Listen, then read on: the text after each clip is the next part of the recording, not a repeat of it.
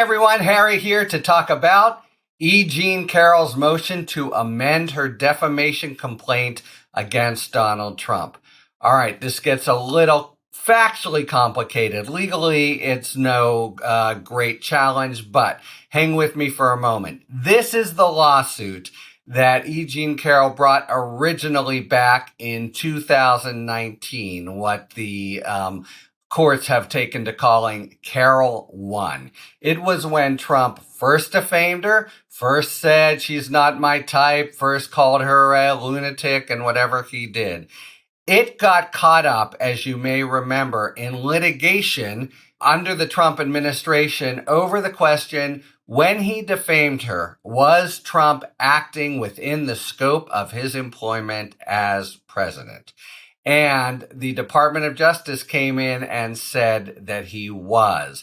The consequences for that would have been essentially fatal because there would be two statutes involved. But one would say the Department of Justice would just take over the defense, but the other would say the whole cause of action goes away because the United States gets to choose as a sovereign what cases it will permit itself to be sued for. And this sort of intentional tort, which is what defamation is not on the list. So the upshot of the Department of Justice position was that Jean Carroll would be out of luck.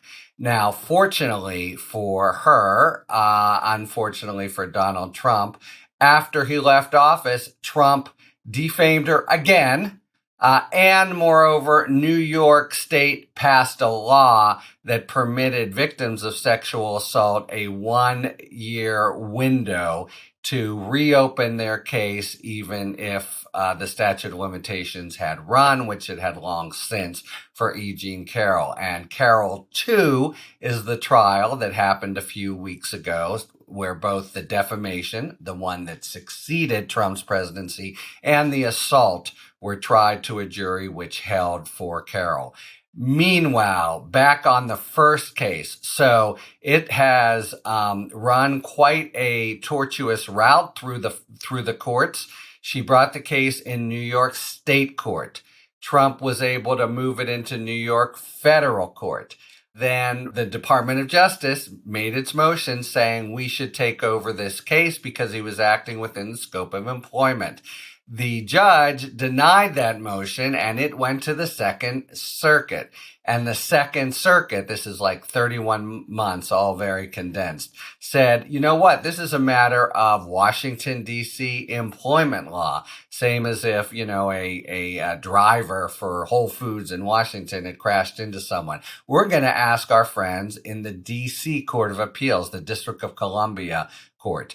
And they did, and the District of Columbia Court said a few weeks ago, sorry, we can't answer your question for you because it's not just a matter of what the law is. There's all these factual issues, especially the state of mind of the tortfeasor, that being Donald Trump. And they sent it back to the Second Circuit, which just a couple weeks ago said, okay, we have all the guidance we're going to do, and returned it to Judge Kaplan, who's the very guy who tried the other case, has been very favorable for Jean Carroll.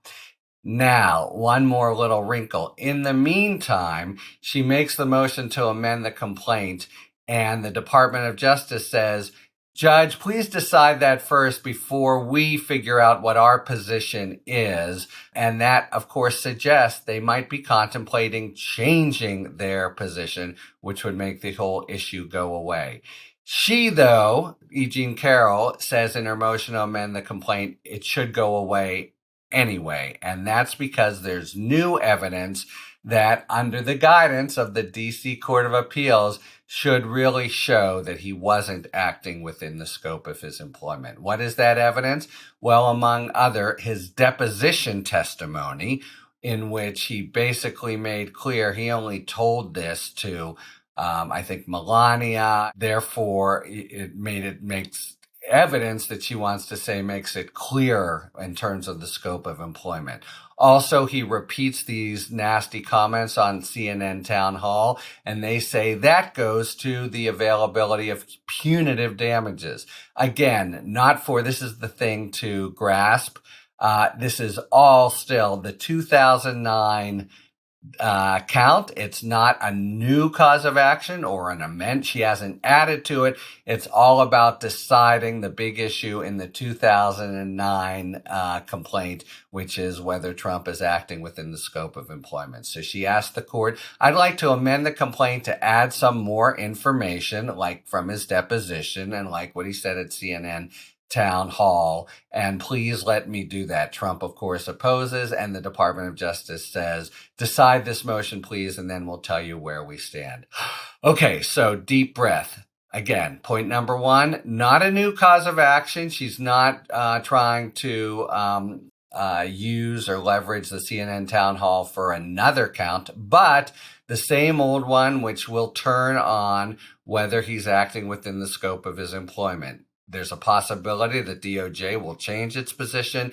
And even if it doesn't, there's a possibility, I would say a probability, that this court will rule that Trump wasn't acting within the scope of his employment. And moreover, that when it then goes to trial, if it does, she'll be able to claim robust punitive damages based on his just gratuitously, nastily, doubling or 16-fold repeating the nasty slurs against her, which a jury already has found were in fact false and done with actual malice. And that's the third reason she says, I want to amend my complaint. I want to add that information.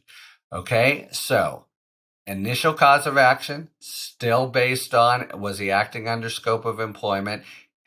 That issue has gone all over the courts and is now back in the trial court that heard or presided over the jury trial and has seemed to be pretty favorable for her. And there will be now new information if he permits the addition of the complaint, and that might even have the DOJ take another position, which would really make it all go away. So this is then going to proceed on the track to trial, and the question is what will happen to the DOJ position. If the district court rules against the DOJ, it could still always go back to the Second Circuit that could reverse.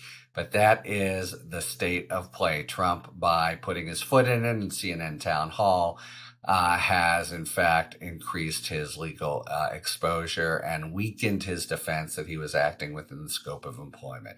And that case may well go forward with that key issue resolved against him, leaving it as just similar to what happened before with a stronger claim for punitive damages. Okay, got it. The big thing is to know it's the original case, and she wants to amend her complaint. We'll see what the judge does with that motion, and then what the DOJ does. Talk to you later. Thanks for tuning in. If you enjoyed this video and other Talking Feds content, please take a second to like and subscribe. Talk to you later.